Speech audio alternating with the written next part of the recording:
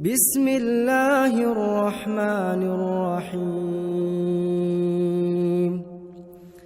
والنازعات غرقا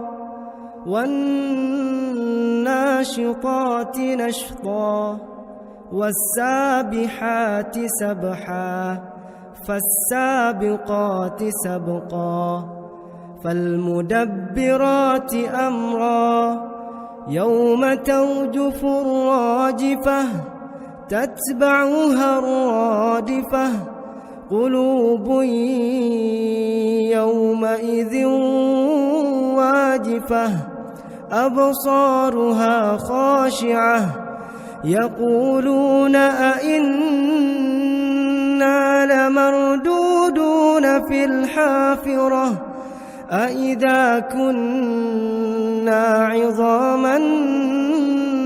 نخرة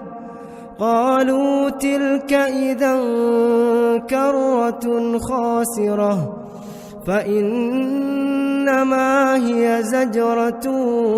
واحدة فإذا هم بالساهرة هل أتاك حديث موسى إذ ناداه ربه بالواد المقدس طوى اذهب إلى فرعون إنه طغى فقل هل لك إلى أن تزكى وأهديك إلى ربك فتخشى فأراه الآية الكبرى فكذب وعصى ثم أدبر يسعى فحشر فنادى فقال أنا ربكم الأعلى فأخذه الله نكال الآخرة والأولى إن في ذلك لعبرة لمن يخشى أأنتم أشد خلقا أم السماء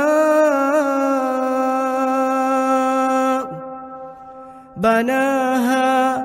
رفع سمكها فسواها وأغطش ليلها وأخرج ضحاها والأرض بعد ذلك دحاها أخرج منها ماءها ومرعاها والجبال أرساها متاعا لكم ولأنعامكم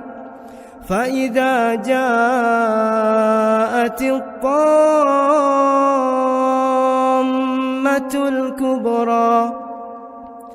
يوم يتذكر الإنسان ما سعى وبرزت الجحيم لمن يرى فأما من طغى وآثر الحياة الدنيا فإن الجحيم هي المأوى وأما من خاف مقام ربه ونهى النفس عن الهوى